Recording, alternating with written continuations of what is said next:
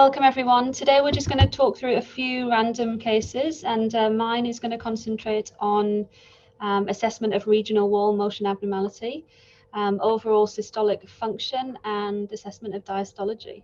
So we might just have a little bit of echo geeky fun, and I'll ask you a few questions, Jamal. When Ben joins us again, he can add as well, but I might just start sharing my screen on this side. Okay, we should be good to go. Can you see that okay, Jamal? Yep. I might just turn you up a little if I can.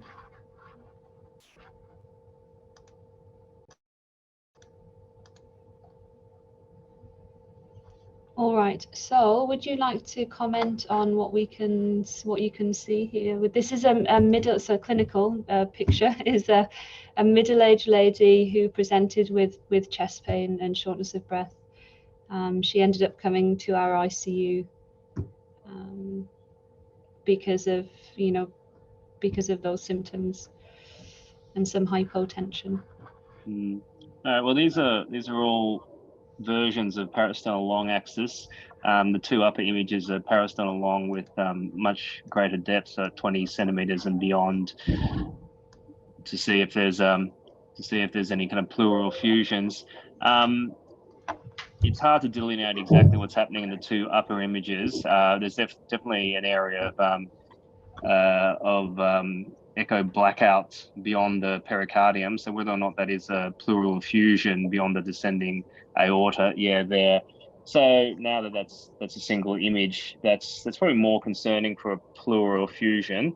So there's a bright stripe of the pericardium, the descending aorta there, and then the area beyond that.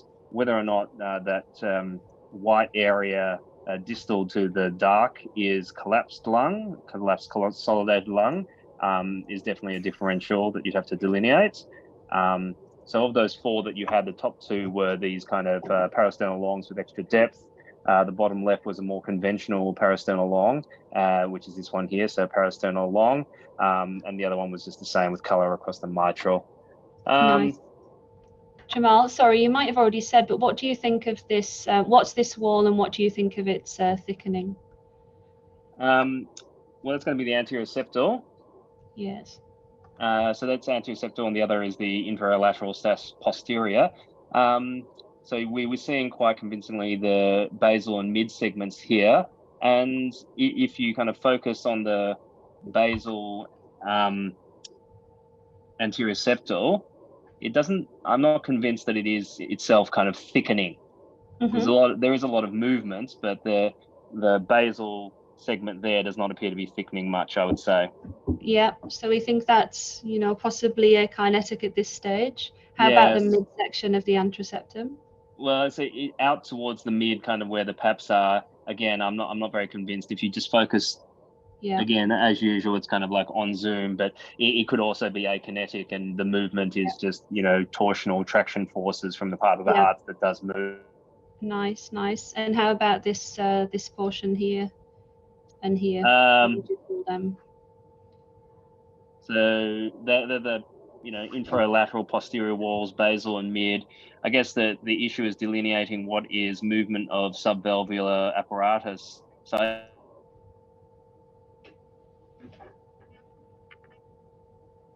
yeah, I think that this here is probably where my arrow is probably pap muscle, and then primary or secondary chordae or something attaching there. So this is probably it's probably hypokinetic. I think it's thickening less than 50%, but there is some thickening, and maybe this is akinetic. I suppose we need, so the key message for any regional wall is you can never just call things in one plane, so we need to look at all of the apical views and all of the short axis if possible. And the guidelines really recommend that if you can't see two contiguous segments, then we should be giving contrast, and I think just generally we probably ought to be using contrast more often. But I just, in the DDU exam, they are going to show you just single loops like this, and you do kind of have to make a bit of a call, but preface it with, I'd want to look at this in more views. So I might just move you on then to the short axis views, Jamal. Just skip a few things there. Okay, so these are basal short axis views. So that's the mitral valve there. So it's just that you're basal. Got a bit of lateral dropout there. So we're probably seeing more of the anterior and inferior septal components than the lateral wall. But just focusing on what we can see. Keeping in mind, I guess, that we've already said that the basal anterior septal didn't work or was probably akinetic on our last image. Just looking at the ones we can see. Look, I would say that the basal inferior and basal inferior septal probably definitely hypokinetic. But the anterior and anterior septal probably hypokinetic as Yeah, and I mean, I think these are a little subjective. I'm not sure whether, I think it'd be lovely to have contrast with these images, because you can't really appreciate whether that's thickener or whether that's just being pulled in. But like you were saying, you correlate that with the previous image, and we can look at that again, in the apical 3 chamber as well. So you can use, your parasternal long, your apical 3, and your basal short axis to look at this again. I think this infraseptal region is akinetic, and then the inferior section probably hypokinetic. I think there is some thickening there, but it's less than 50%. So just to go through the grading then for everyone, normal thickening is obviously more than 50%, hypokinetic less than 50%, and akinetic, nothing / I think I've read 10% somewhere, but essentially no thickening. And it is obviously going to be subjective, the grading systems, which is why I think supplementary things like improving endocardial border definition with contrast is helpful. Obviously CMR is pretty much gold standard, but also using things like strain as well can help. A practical thing, a trick that I learned from the sonographers, is actually to put M mode through the walls, and you can see thickening on M mode. Obviously it's got superior temporal resolution, so that's quite a nice. You obviously can't completely differentiate thickening from tethering, but it's still quite a nice trick when you've got limited 2D views. All right, so we've got the midsection now at the level of the pap muscles. What are your thoughts on this one?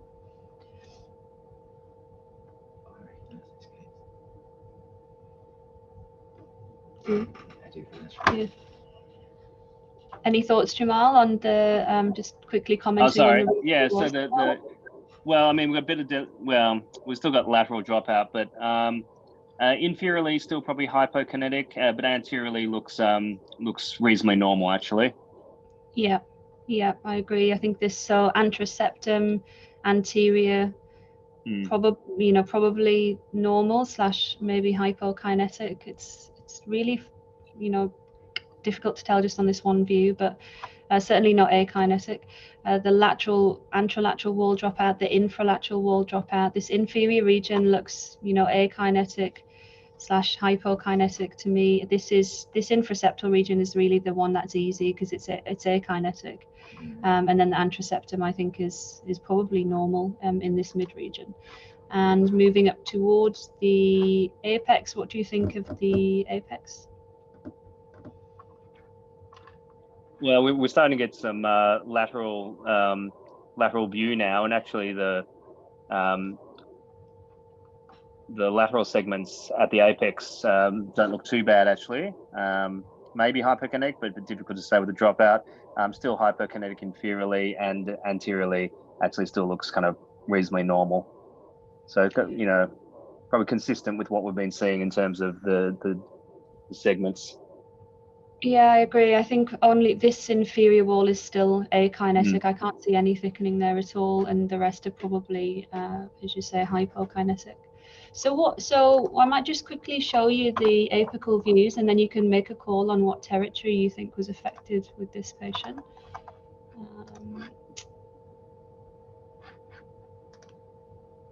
All right, Jamal, are you ready to comment on this view?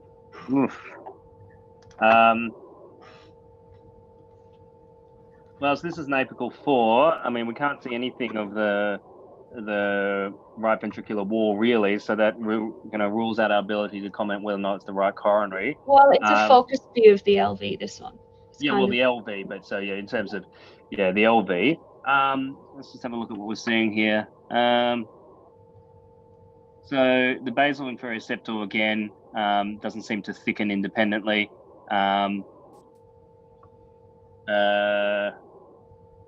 So, and the apex isn't very well delineated. I'm just kind of having a look around there. The anterolateral is probably, as we said before, hypokinetic, at least basally.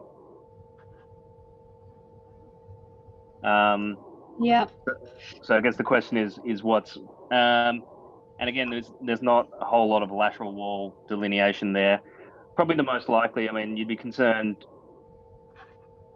Let's look at the apical 2 and 3 chamber before we make a call. But I completely agree. You can't really see this anterolateral wall.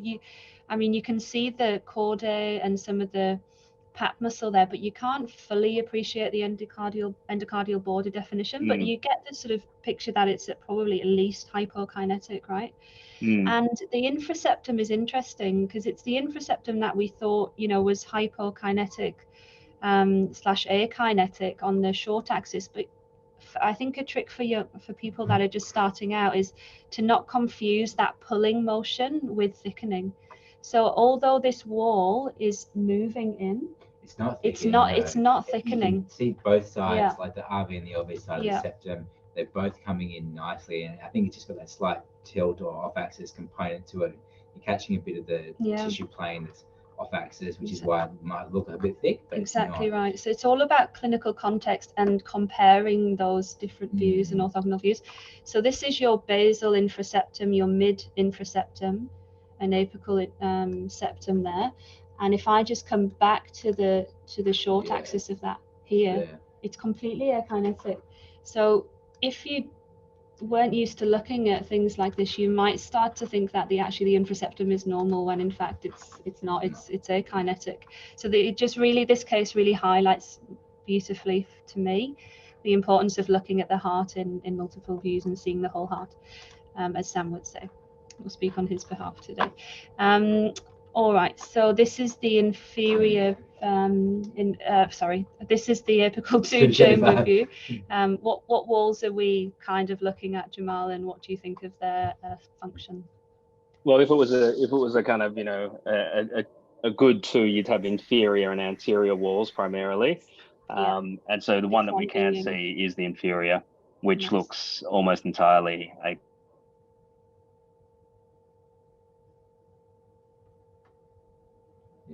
Did you drop out there, Jamal?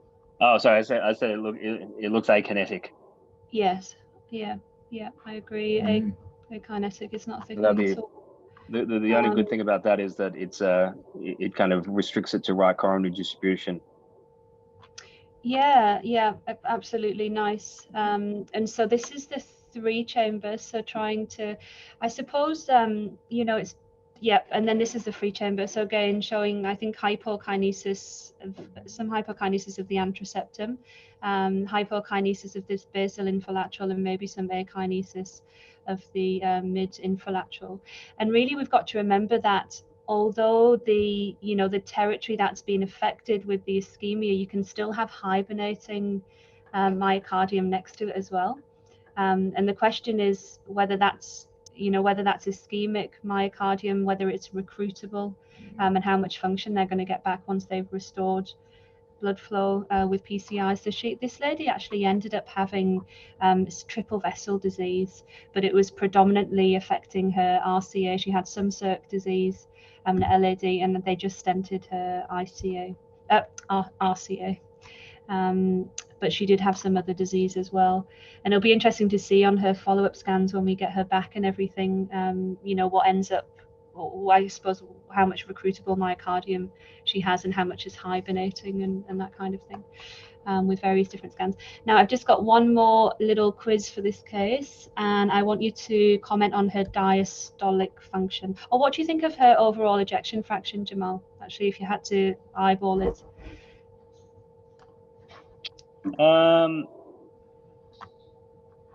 Looking. It's tricky, obviously, because you've got that, large segment of akinesis, hypokinesis, but, having a look, keeping in mind the endocardial definition and everything. Look, I would say this is probably low normal, 45 plus minus 5. Yeah, I think so. Remember these apical views, it's not good imaging, is it? I mean, it's not because of the sonographers, but the patient was obviously difficult. But we've got really foreshortened views, so it looks like the apex is moving down and everything, which can sometimes cause you to, I think, overestimate the ejection fraction, and it means that we can't fully appreciate this apex here, and it could be someone that actually has a big apical aneurysm. I've seen that before with foreshortened image, and then you tilt up and you get this big aneurysm form. So yeah, you can be a little bit reassured, I think, by having this off-axis foreshortened imaging sometimes. But yeah, I agree. I mean, the overall ejection fraction is probably reasonable, 50-55%, something like that overall. The other thing to look at with that is the VTI. So I always like to know, well, obviously what the ejection fraction is, but also what the stroke volume and cardiac output is for the patient, because those ejection fraction and cardiac output, as you know, can be discordant sometimes. One does not equate to the other. And this lady's cardiac output, her VTI, so what's a normal VTI, Jamal, for the LVOT? Oh, you're muted, I think. But I think I saw, could lip read, I think I heard you say 18 to 20. Yeah. 18 to 22. Something around that. And hers is a little bit reduced. It is 16. And I think from memory, her cardiac output was ever so slightly reduced, but nothing terrible. Very good. Okay, I might just ask you about the diastolic function then. That was one of the main things I wanted to show you. So I'm going to show you, so we've got so what algorithm are you going to use first of all, and then I'm going to show you or maybe you could tell me what things you might want to look at depending on the algorithm you're in. So if you choose what algorithm you would like, and then what you might want to look at. Can that be the top of the page or the bottom of the page algorithm? Yeah. That's how they sit in my head. Yeah. Yeah. Algorithm for normal EF. Reduced EF. Or algorithm for reduced EF or plus or minus structural abnormalities. Would you like to use algorithm A or B? Oh, well, I mean, we probably established that she has, well, I've heard some people talk about this at, I think, some Mayo Clinic cardiology transthoracic discussion. And I think, they were saying that in patient who has coronary disease, they should be utilizing the other algorithm. Even if you say we don't use that algorithm, this lady does probably have a degree of diminished EF and has some other kind of transthoracic features which kind of move her away from a normal heart. So you probably use the second algorithm. Yeah, absolutely. Definitely algorithm B for a lot of the reasons you just mentioned there. So I tend to use it. So anyone that's got hypertrophy, hypertensive heart disease, diabetes,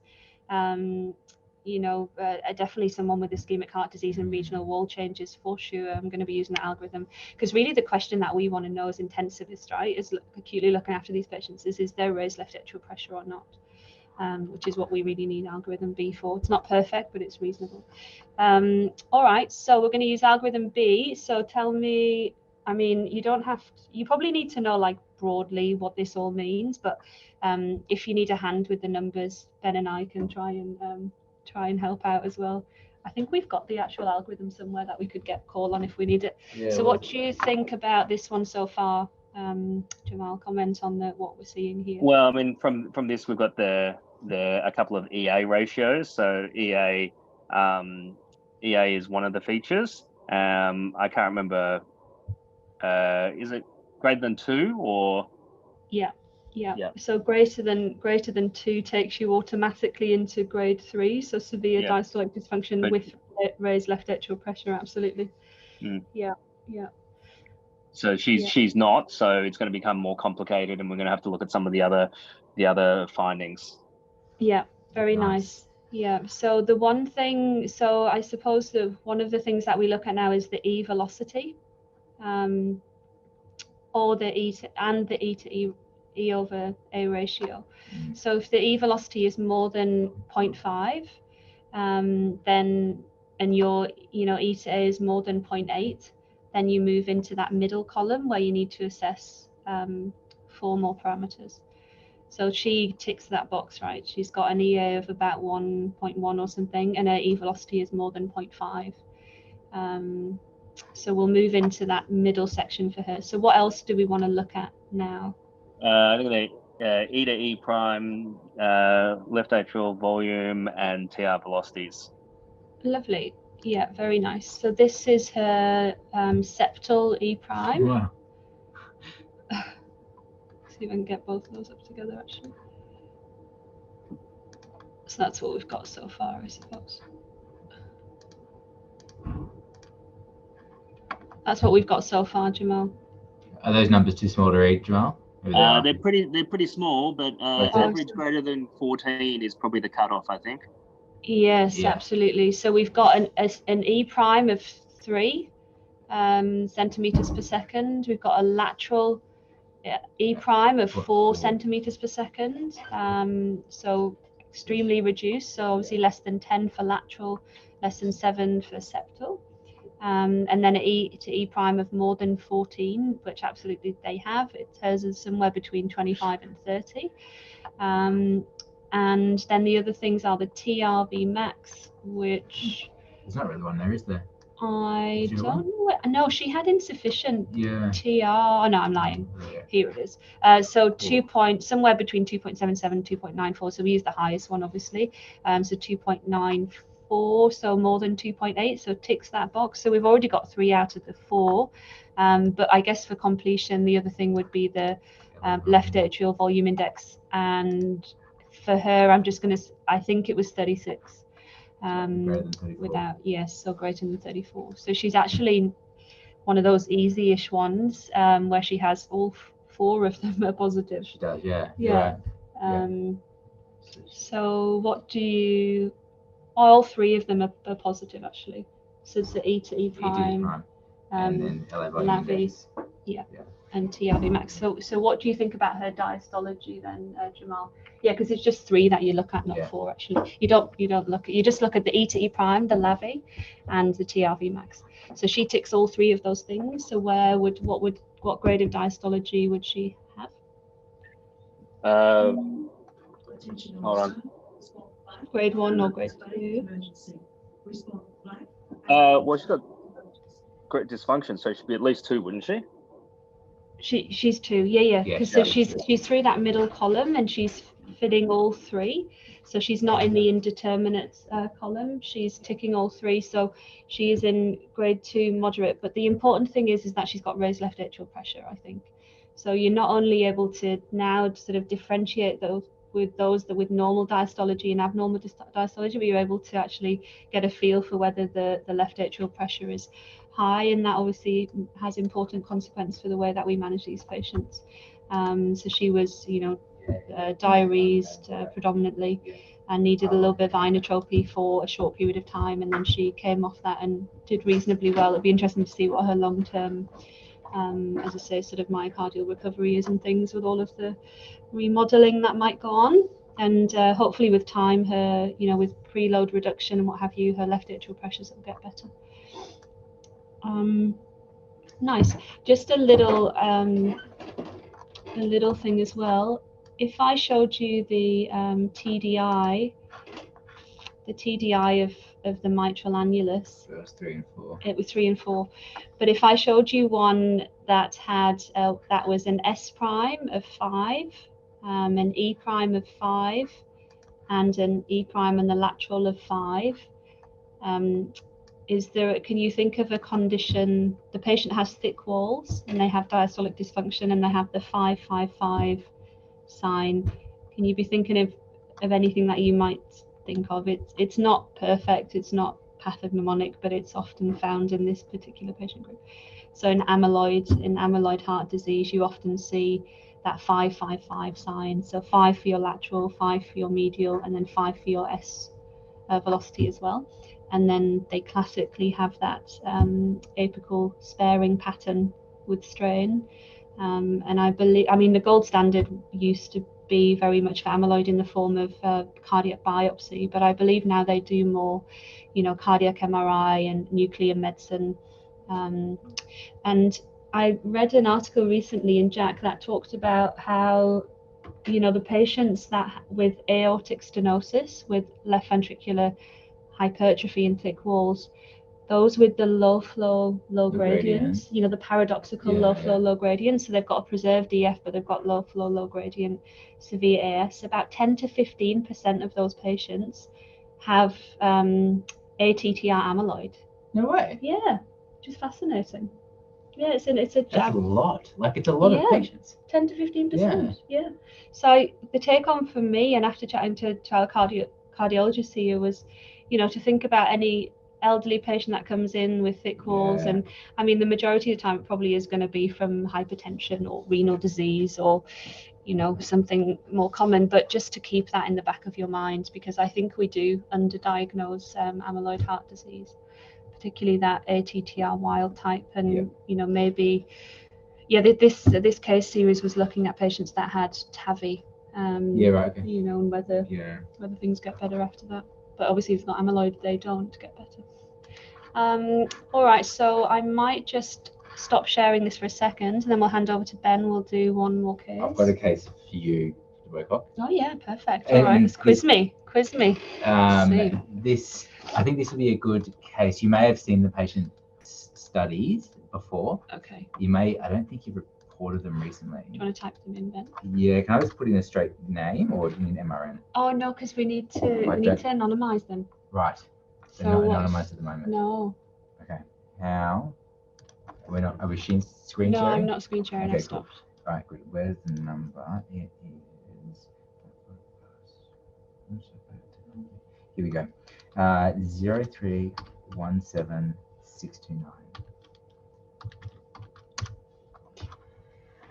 I want transthoracic. What date?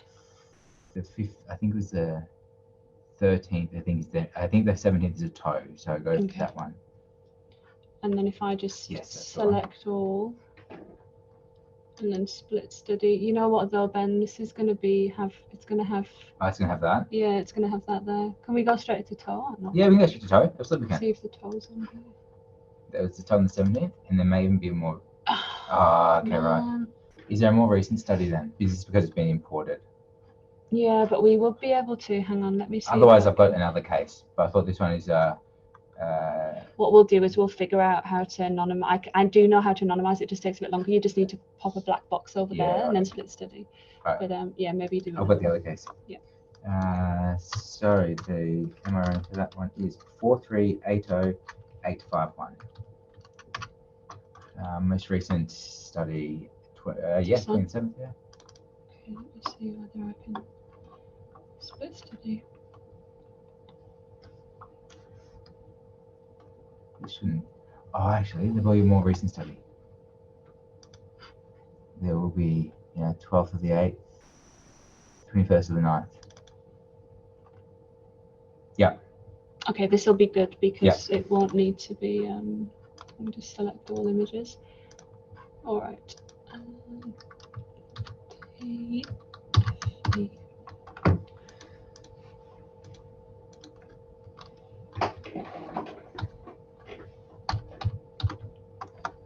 Dash, are you there? Are you online?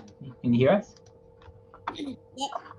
Okay, maybe you can do this one then, actually, because it's nowhere near as complex as the previous one. Thank you. Oh, Dash would have been good. Dash should have nailed the previous one. one. All over it. I'm sure. Okay. It's just processing to hide the patient list. So I'll give you the background. So this is a young woman who has been in the intensive care unit previously, and then she was discharged home after quite a rocky inpatient stay, and part of that rocky inpatient stay required going to another hospital, being put on ECMO for a while, and then being discharged from there. When she was discharged at that point, she was on oral anticoagulation for effectively an incident, or for a clot. that was not the primary reason for her going on ECMO, but she was found to have a IVC thrombus, I think, when she first presented as part of her initial illness. So yeah, she went home. She'd been home for, she was a flu myocarditis, actually. Yeah. She'd been home for a month, I think, and then the reason she re-presented and ended up actually being admitted under me was because she had some chest pain that had been present ever since she left hospital, and she got sick of it really and came into hospital for those reasons. So no acute deterioration in clinical status at all, just got sick and tired of having this chest pain, so thought she'd come back to hospital. Right. No oxygen requirement, so obviously admitting under respiratory was the best thing to do. Not cardiology, no. No, not cardiology, no. And so when I saw her the next day on my post-take round, I had one of the ED sparks, whatever they are, and just let her have a quick look because I knew that she had had heart issues in the past. So took a few bedside pictures and then decided to get a full study. We'll be with you in 5, 4, 3, yeah, 2. Sorry, it's just loading. 1. We're just splitting the study so that it's anonymized. Apologies. Yeah, all good. Right.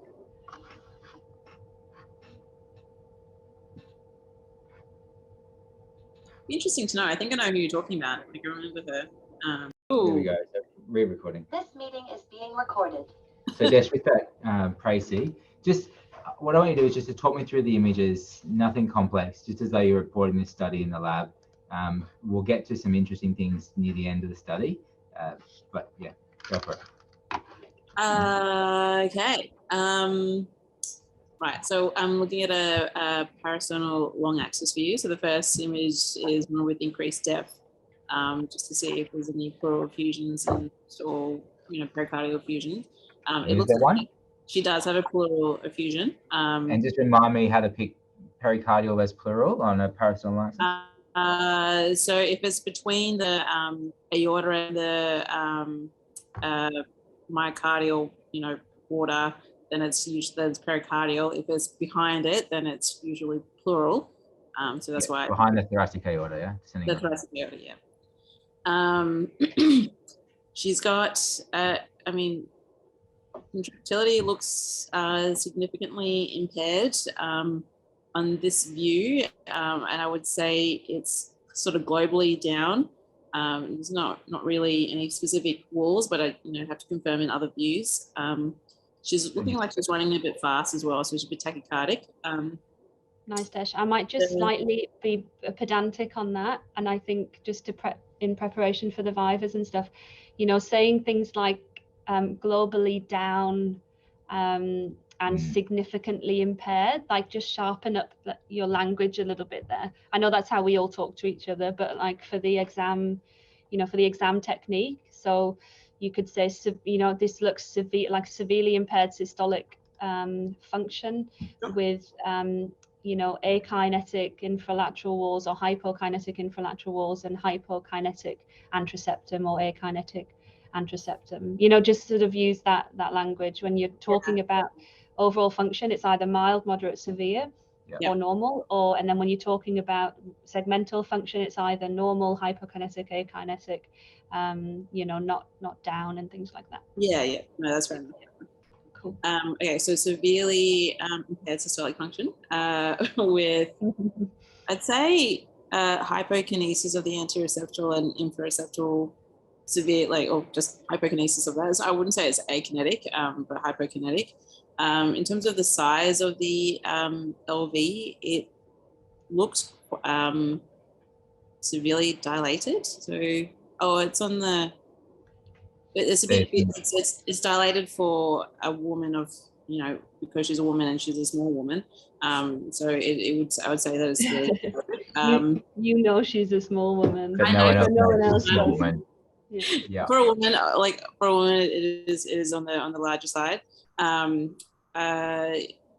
Desh, what is in the guidelines for diameters in terms of dilated What's mildly dilated for a woman, and if you're just using I remember what normal is. Normal is 4.5 in women, but the levels of dilation, I don't know that off the top of my head, I'm afraid. Yeah.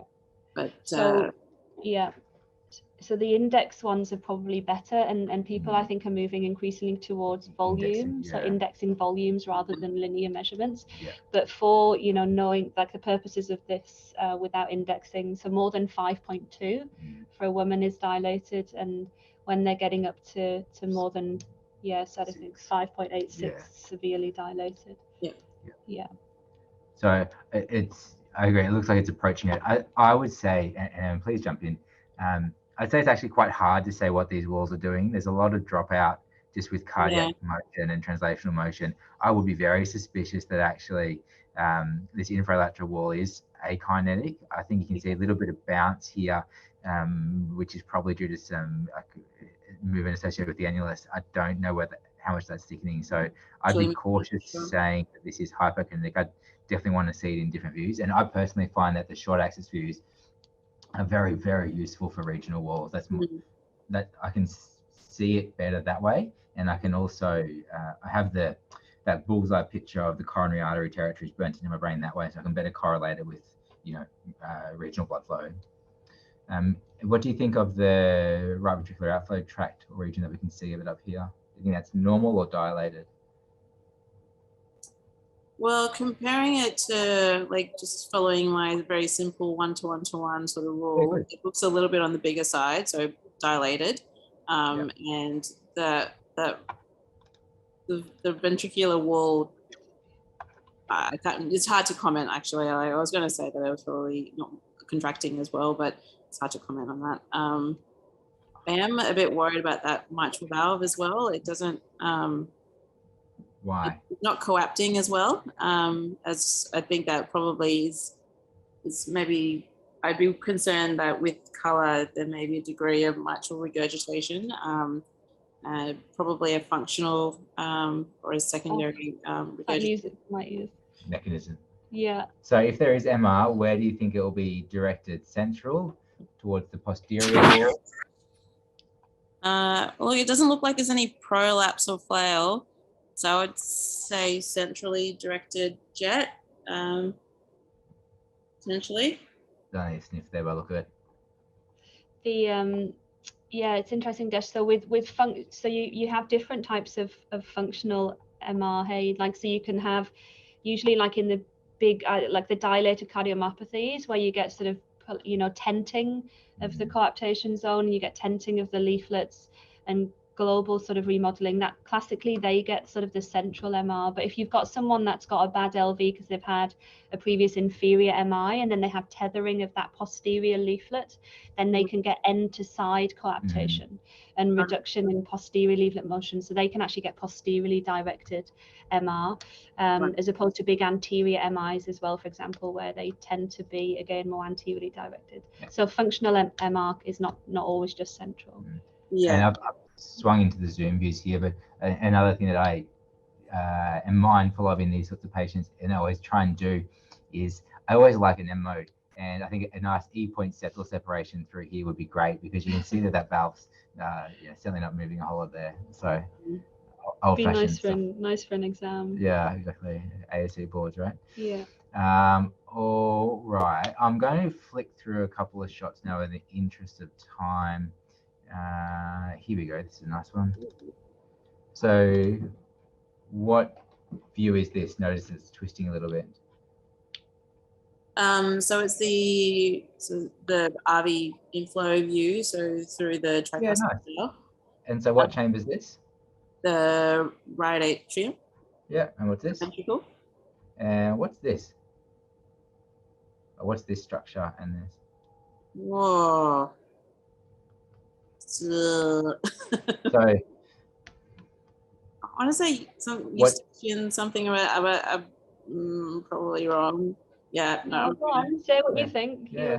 You got it. Eustachian tube? Is that? No. Tube? Not tube. Tubes are here. No, sorry. No, I don't. Yeah, you do. You know it. Yeah. So there's a structure here that's flowing into the right atrium, so it's either with the IVC or the SVC, and this IVC Eustachian. Yeah. It's quite nice. It's lovely. So this is really nice for IVC, eustachian valve, coronary sinus as well. Yeah. And then you have your SVC with crista terminalis on the other side, which you can't see. So the way that I remember that, because I have a silly brain, is to remember ICE. So IVC, IVC, coronary sinus, eustachian valve, they all kind of come together. Yeah. And then, that's how that helps me remember which is which. So I've flicked around here just to or you can tell me what view this is, Dash. What we're looking at here. I'm going to go to the interesting shots in a second. This is the parasternal short axis view cutting through the aortic valve and the inflow outflow tract. So you can see the left atrium, right atrium, tricuspid valve, so inflow outflow, and sort of the pulmonary is digging over there. What cusp is this? Right coronary cusp. What cusp is this? Left. And then the other one is the non-coronary cusp. And how do you know it's the non? How do I know it's a non? Yeah. It's over the interatrial septum. Good. Okay, so I'm going to come around now. Yeah, just ignore the really bad left ventricle. What do you think about this shot? Is there anything abnormal here? Or describe your findings on this shot, I guess. Okay. All right, well, this is an apical four-chamber view, but it appears to be like a focus view of the LV. It is, again, looks like severely impaired systolic function. Yeah. Just trying to wrap my head around what's working and what's not working. What wall is this? That's the anterior lateral wall. And this one? Infraseptal. Yeah.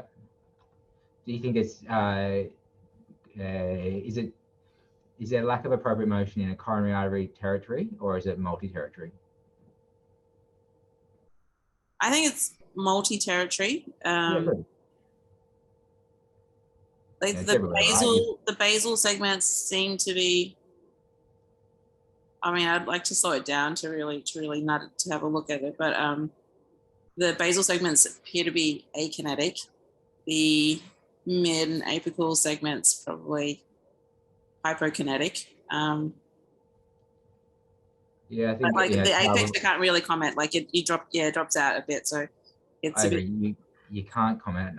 You'd have to be cautious, knowing how bad her LV function is, whether there's, again, thrombus sitting up in here or not. You can't see all this field junk.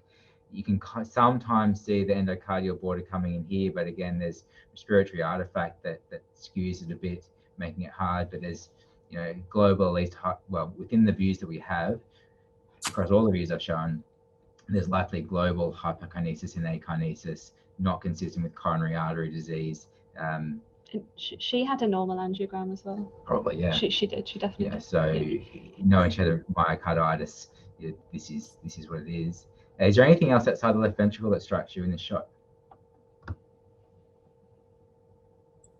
Because this is what I was less worried about her LV when I scanned her at the bedside, because I knew it was bad. I knew she had a bad LV beforehand, and a bad LV won't cause pain and things, hopefully. This lady was also deemed not appropriate for ongoing mechanical support after ECMO for lots of different reasons. So. In terms of, other than the LV function, what else concerns me about this? Is there anything else? The papillary muscle, it looks a little bit. I don't know. I don't know if it's the papillary muscle. If there's I'll swing the probe around for you. That'll be interesting to see her EM ratio. Oh yeah, hold on. One above it. So what grade of diastolic dysfunction does she have? Alrighty, so she has a really high. The E prime is greater than, E to A is greater than 2, so grade 3. Yeah, see one of raised left atrial pressure. rip roaring left atrial pressures. Lovely. Yeah. And you can just use the EA on these guys, hey, because they're preload independent. That's why you can just use the EA on those. So what do you think now? So this is just swinging the probe around a little bit to use my orientation. LV is sitting here. RV is here. There is some echo dense artifact or something in the apex of the right ventricle. Is that what you're referring to? Or just describe it a little bit more, Desh. Okay. All right. Well, and offer a differential. This is all very strange. Okay. It's great. It's great, isn't it? I love it. What am I looking at? So it's a parasternal, I think, sort of trying to be a short axis view of the but maybe with a focus on the right ventricle. Yeah, it's not trying to be a short, it's not trying to be anything apart from better accentuate that. So if I go back a shot, look here.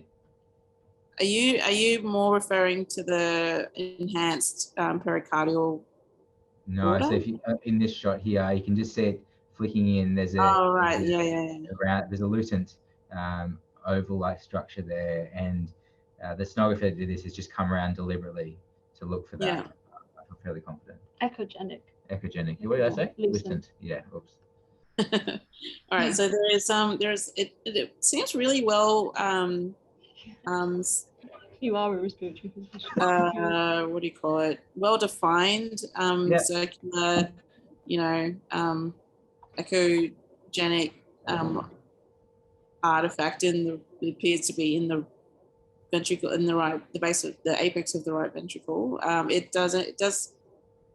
It's not mobile. It seems to move with the the wall. It potentially could be in terms of how else to describe it. I mean, I guess in terms of differentials, it could be an artifact. It could be calcified thrombus. It could be a foreign object of some sort. It could be a remnant of a line, or because she's had quite significant mechanical support in the past. And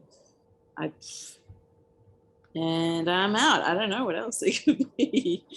A couple of times there, and I am absolutely being picky because I think we need to be. A couple of times there, you refer to it as an artifact. I think, whilst it may be an artifact, I think you're referring to it as a structure or as something. An artifact implies something potentially error, for want of a better word, of the machine. It's a consequence of breaking some of the laws of the machine, misinterpreting things. So yeah, I'd be mindful of using the word artifact, except for when you're saying a differential is an artifact, which you said it could be, but you have to think about what is an artifact of. As you mentioned, it's moving really well with the heart. It's not freely moving. I think, where would this be coming from if it was an artifact? Yeah, Desh, I think contextualizing it as well. So I think the next stage would be, saying something like, well, there is, exactly as you described it, but the apex of the RV is also akinetic. So I'd be first and foremost worried about this being thrombus. However, it's slightly echogenic for that. It's not particularly mobile. It looks less typical for that. Maybe something calcified. And then always mention primary, secondary tumors. Yeah, absolutely. And always throw in their vegetations and stuff as well. And then iatrogenic equipment, but like pacing wire that's got a mass on it or something like that. Yeah. So just have that list for any mass, thrombus, veggie, primary, secondary tumors. Yeah. And so if you were scanning Desh, what would you do next? Like, how would you further interrogate this structure? With echo or with other imaging? With echo. Well, okay. How else would I interrogate it? You want to, you can try and do an RV focus view of it. See how. I mean, this is sort of a short axis. It looks like it, but maybe seeing it in the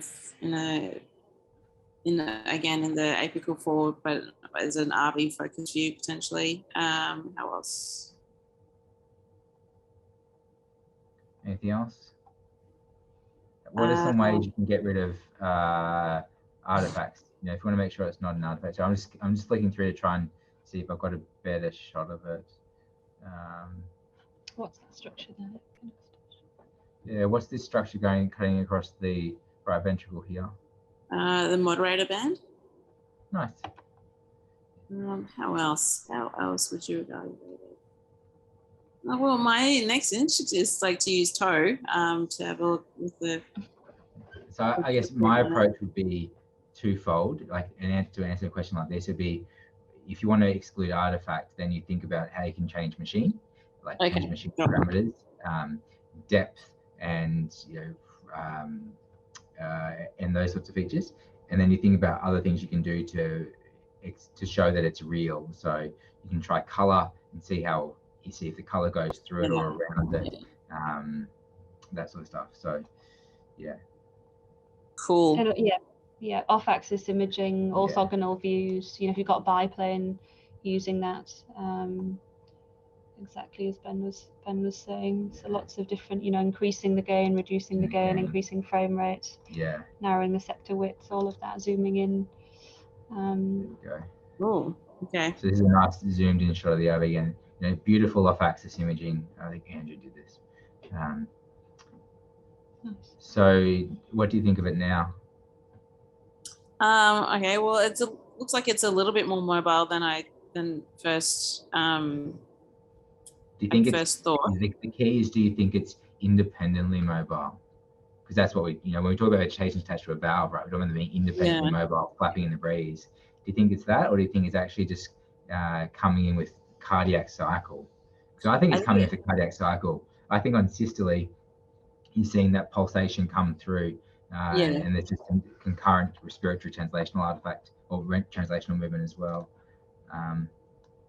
I think just as she's breathing in, and then the heart beats and it pops in, and then a bit of diastolic backflow, and then come in, and so I think it's a bit more cyclical, I guess, than truly Freddie mobile, but of course it's possible. Sure. Yeah. And what do you think, Emma? Yeah, I mean, I'd be interested to put, as I think you said earlier on, Desh, to give this lady some contrast. Contrast, yeah. She didn't get contrast. Yeah. Unfortunately. And then other imaging. Yeah, so really drop down the It's hard to know what to make of that. It looks pretty though. It looks like I know it's very pretty. It's fire. It's like winter. You're staring at a gas fire. Doesn't really help. Doesn't help at all. There.